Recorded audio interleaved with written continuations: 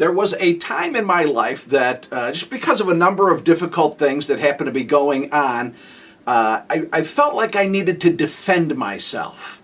I felt intimidated. I felt blamed. In my mind, unfairly blamed. I definitely did not feel confident. I did not feel confident.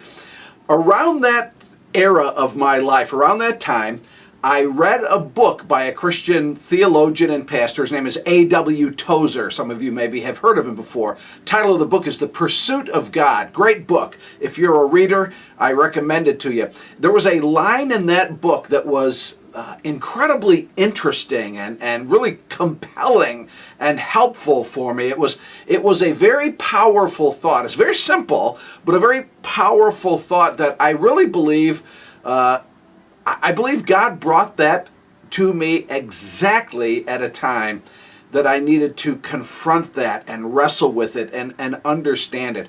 Here's what it said. Now remember, this was during a time when I felt like I needed to defend myself. Unfair things in my mind, unfair things that were happening. Here's what it says. Tozer writes, whoever defends himself will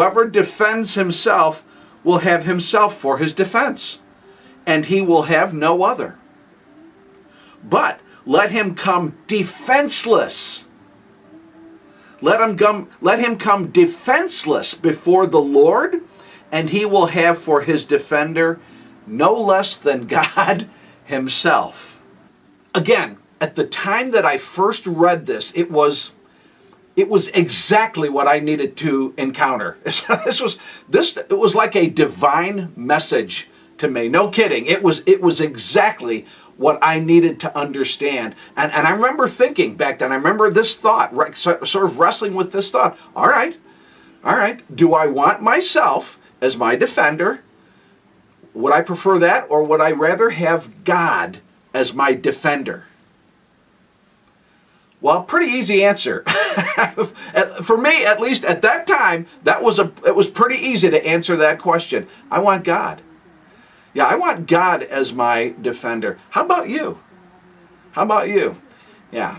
Remember, if that's who you want, here's what it said. Let him come defenseless. Let him or her come defenseless before the Lord, and he will have as his defender no less than God himself. That's what we want.